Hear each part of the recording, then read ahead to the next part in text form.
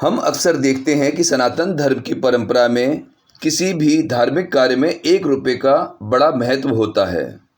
साथ ही यह भी देखते हैं कि प्रसाद या दक्षिणा में जो भी राशि दी जाती है उसमें 1 रुपये जोड़ा जाता है, जैसे 11, 21, 51, 101।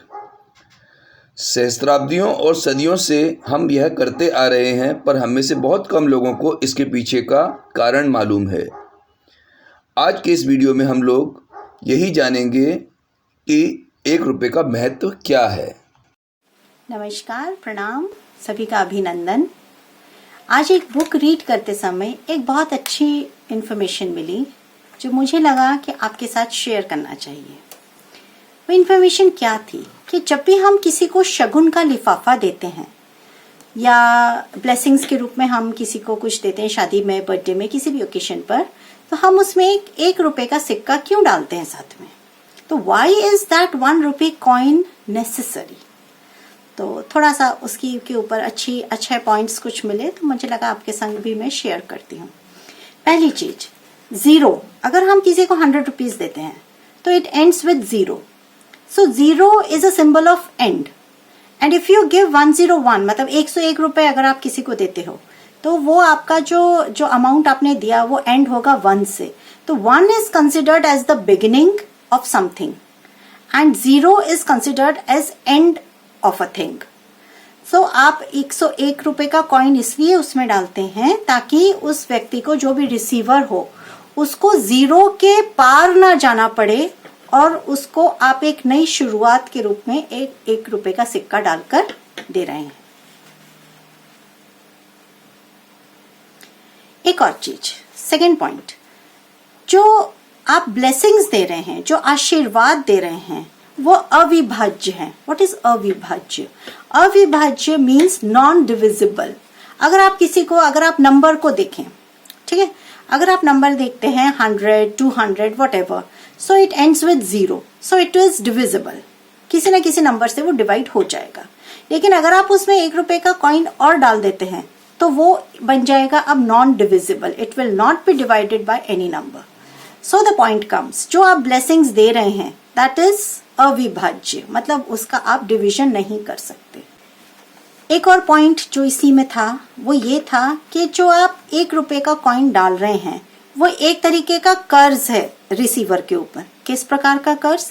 कि हम फिर मिलेंगे, मतलब आप उसको आपकी एक कंटिन्यूटी में इनवाइट कर रहे हैं कि अभी हम आपको ये एक सिंबल ऑफ इनविटेशन दे रहे हैं कि अब हम दोबारा भी मिलेंगे। मतलब जो अभी हमने जो आपको दे दिया, ऐसा नहीं है कि अब इसके बाद हमें कभी नहीं मिलना है।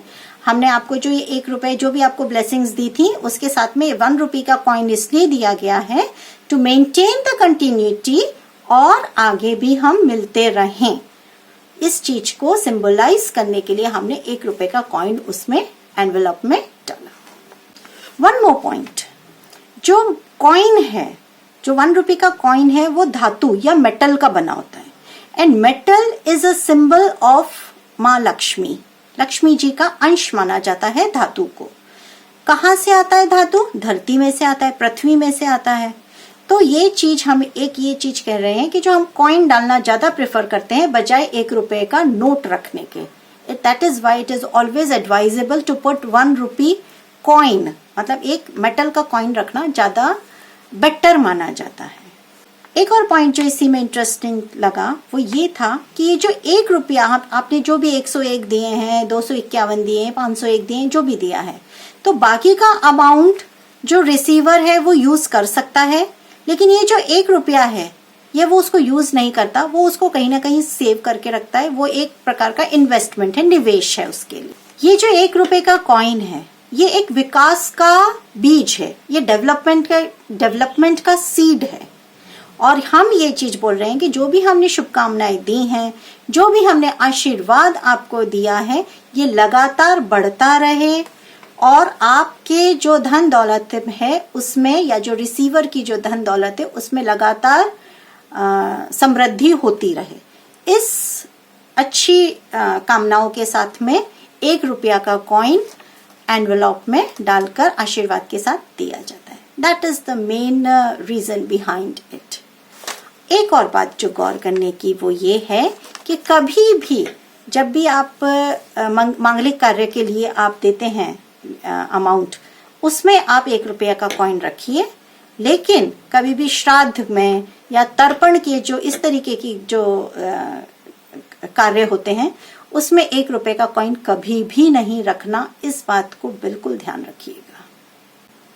With this, with a hope to continue some more hidden facts about our Indian culture, I put an end to this video. Thank you.